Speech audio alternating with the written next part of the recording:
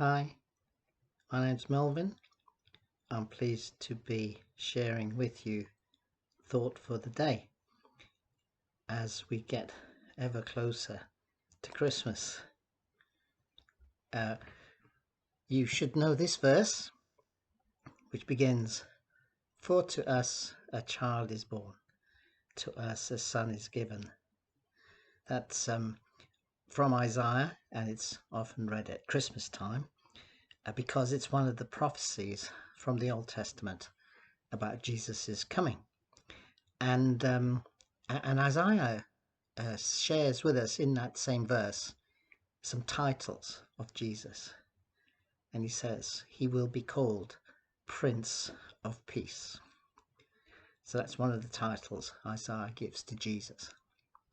The angels who appeared to the shepherds, they said to the shepherds that with Jesus will come peace to those on whom God's favor rests.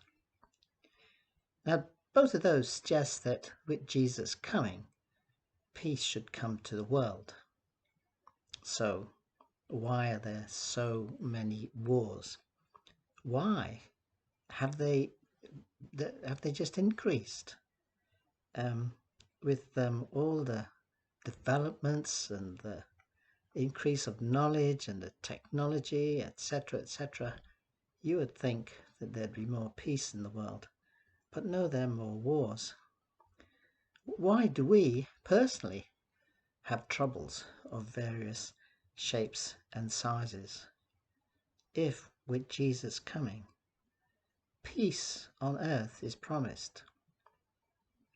Well, there was a king, and he had his kingdom in a far-off land, and his kingdom experienced a lot of trouble, experienced a lot of wars, but he was a good king, and eventually a long time of peace came.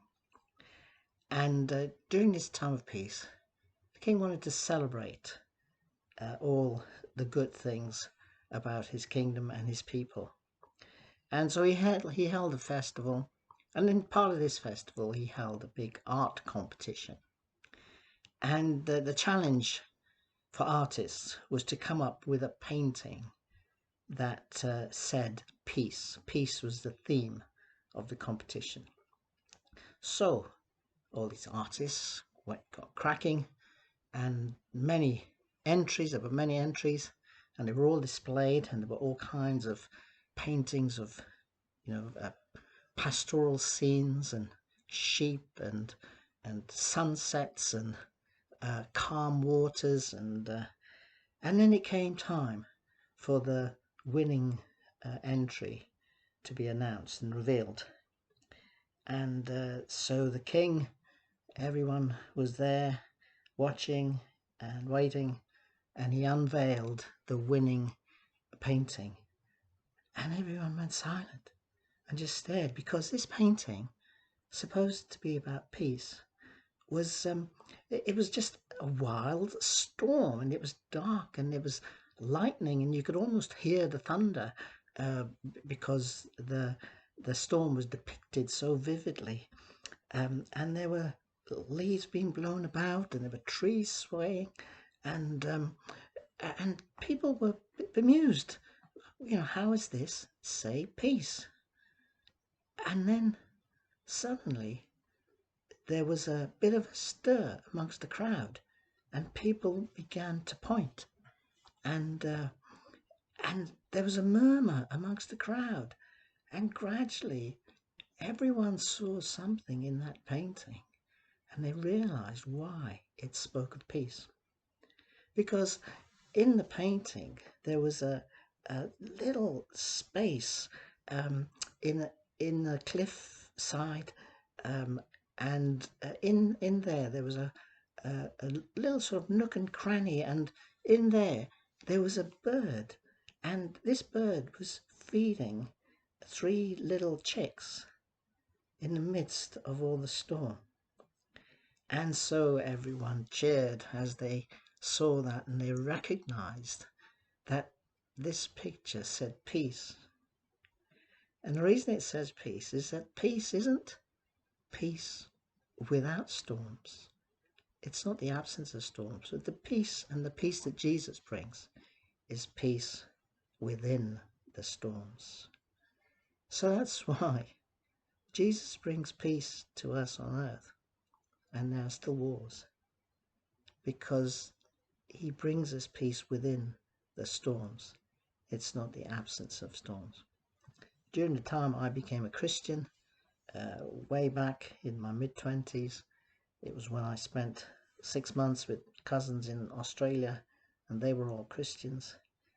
During that time, there was something about them that really I couldn't put my finger on, but I knew I liked it.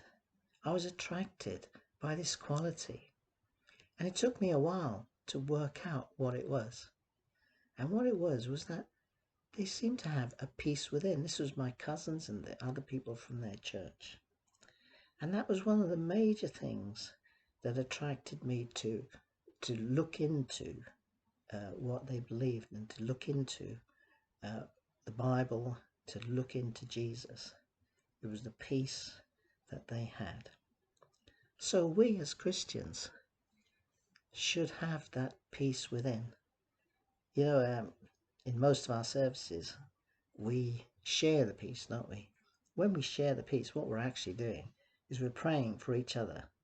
We're praying that God would bless each other with his peace. So let's continue to do that. Let's pray for each other, that we continue to receive and act out of his peace.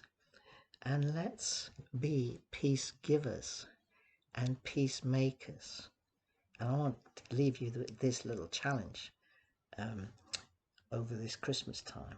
Are you a peace giver and a peacemaker? Are you a peace giver and a peacemaker? Think about your friendships and your relationships. Is there someone you can bring peace to this Christmas time?